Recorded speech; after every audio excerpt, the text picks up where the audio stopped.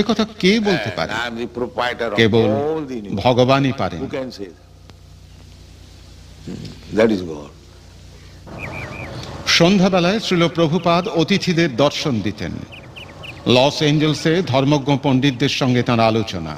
Your pride, your property, your family, your bank balance, your skyscraper building, all taken away. Yes, finished. Got out. This is God.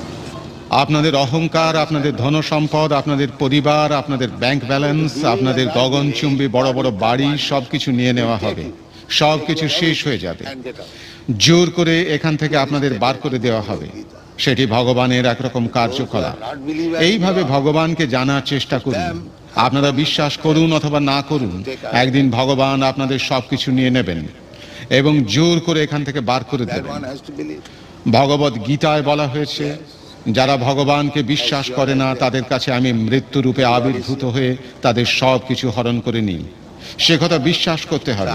হ্যাঁ, মৃত্যুর মতো নিশ্চিত ভগবান হচ্ছেন মৃত্যুর মতো সত্য। তাই পাগল না হলে কেউই বলবে না ভগবান নেই। ভগবানের অস্তিত্ব যে অস্বীকার করে সে হচ্ছে পাগল।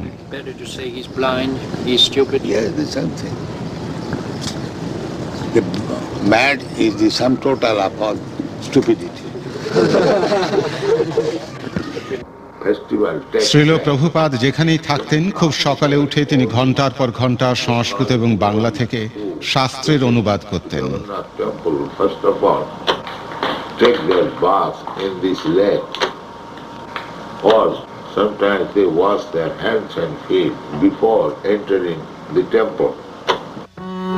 শ্রীল প্রভুপাদের শ্রেষ্ঠ অবদান হচ্ছে তার গ্রন্থসমূহ। শ্রীল প্রভুপাদের গ্রন্থাবলী 28টি ভাষায় অনুদিত হয়ে 6 কোটি গ্রন্থ বিতরিত হয়েছে। পৃথিবীর বিভিন্ন বিশ্ববিদ্যালয়ের অধ্যাপকেরা তার গ্রন্থাবলীকে পাঠ্যরূপে স্বীকৃতি দিয়েছেন এবং তার ভূয়সী প্রশংসা করেছেন। He also did a very important work in introducing to the Western world for the first time the devotional philosophy of Sri Krishna Chaitanya. Not only did he introduce these texts, but he introduced them in Shri Chaitanya মহাপ্রভুর দর্শন পাশ্চাত্য জগতে প্রবর্তন করে তিনি এক মহান কার্য সম্পাদন করেছেন। তিনি কেবল সেই শ্লোকগুলিরই প্রবর্তন করেননি, তিনি এমনভাবে তা প্রচার করেছেন যে তা অন্য সমস্ত অনুবাদ থেকে সম্পূর্ণ ভিন্ন। আমি ভগবদ গীতার অনেকগুলি অনুবাদ পড়েছি, যা সবই ছিল অদ্বৈত দর্শনের নির্বিশেষবাদ ভাষ্য সমন্বিত। কিন্তু এখানে প্রথম যথার্থ ভক্তি সমন্বিত অনুবাদ তিনি প্রকাশ করলেন, যা হচ্ছে যথার্থ পারমার্থিক অনুবাদ, যা ভগবদ গীতার প্রকৃত অর্থ বহন করছে। শ্রীল প্রভুপাদের রচনা প্রকাশ করার জন্য ভক্তি বেদান্ত বুক ট্রাস্ট প্রতিষ্ঠিত হয় 1972 সালে। এটি হচ্ছে ভারতীয় দর্শন এবং ধর্ম সম্বন্ধীয় গ্রন্থ প্রকাশে পৃথিবীর মধ্যে সবচাইতে বড় প্রতিষ্ঠান। এই গ্রন্থের অপ্রাকৃত জ্ঞানের ভিত্তিতে প্রতিষ্ঠিত হয়েছে হরে কৃষ্ণ আন্দোলন, যে আন্দোলন আগামী 10,000 বছর ধরে প্রতিষ্ঠিত হবে বলে ভবিষ্যৎবাণী করা হয়েছে। 1977 সালে ভগ্ন শরীরে শ্রীল প্রভুপাদ বিভিন্ন দেশ ভ্রমণ করে তাঁর প্রচার কার্য চালিয়ে যেতে থাকেন। 1977 সালের ফেব্রুয়ারি মাসে পৃথিবীর বৃহত্তম ধর্মমেলা এলাহাবাদের কুম্ভ মেলা, পুণ্যসলীলা গঙ্গায় অবগাহন করার জন্য লক্ষ লক্ষ লোকের সমাগম হয়। শ্রীল প্রভুপাদের শরীর যদিও তখন অত্যন্ত দুর্বল, তিনি সেই মেলায় যোগদান করেন।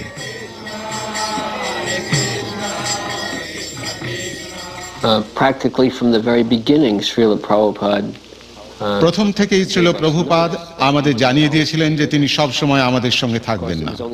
26 নম্বর সেকেন্ড অ্যাভিনিউতে দোকান ঘরে ছোট্ট মন্দির প্রতিষ্ঠা করার কয়েক মাস পরে তিনি অত্যন্ত অসুস্থ হয়ে পড়েন এবং তিনি হৃদরোগে আক্রান্ত হন। তখন মনে হয়েছিল তিনি হয়তো আমাদের ছেড়ে চলে যাবেন। তিনি আমাদের সাবধান করে দিয়েছিলেন। তিনি বলেছিলেন, আমি বৃদ্ধ, যে কোনো মুহূর্তে আমাকে চলে যেতে হতে পারে। ইতিমধ্যেই নোটিশ এসেছে, 70 বছর ইতিমধ্যেই গত হয়ে গেছে।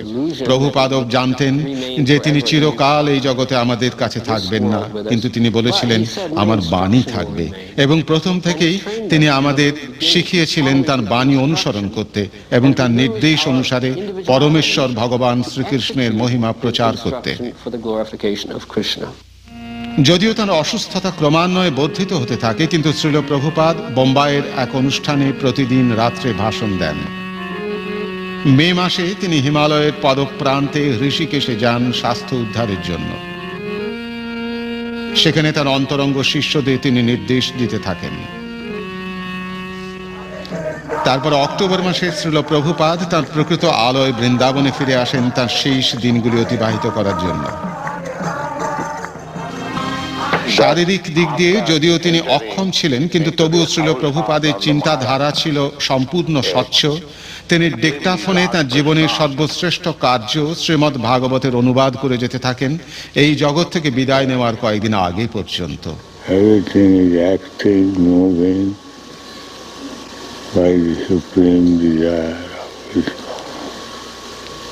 সবকিছুই পরমেশ্বর ভগবান শ্রীকৃষ্ণের ইচ্ছা অনুসারে পরিচালিত হচ্ছে, এই ভাবনাই হচ্ছে কৃষ্ণ ভাবনামৃত। 1977 সালের 14 নভেম্বর কৃষ্ণ কৃপা শ্রীমূর্তি অভয়চরণারবিন্দ ভক্তি বেদান্ত স্বামী প্রভুপাদ এই জগৎ থেকে বিদায় নিয়ে ভগবানের নিত্য লীলায় প্রবিষ্ট হন।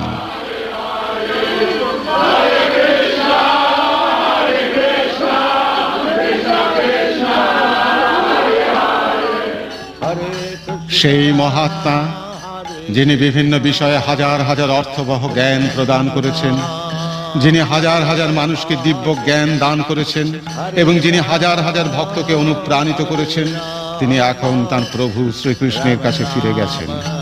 তাঁর ভক্তদের প্রতি সদয় হয়ে শ্রীকৃষ্ণ শ্রীল প্রভুপাদকে তাদের কাছে পাঠিয়েছিলেন। তারপর তাঁর ইচ্ছা অনুসারে তিনি আবার তাঁকে তাঁর কাছে ফিরিয়ে নিয়ে গেছেন। তবুও শ্রীল প্রভুপাদ রয়েছেন, তাঁর বাণীর মাধ্যমে তিনি চিরকাল মুক্ত হয়ে রয়েছেন এবং তাঁর অনুগামীদের হৃদয়ে তাদের চির শুভাকাঙ্ক্ষী রূপে চিরকাল বিরাজ করছেন।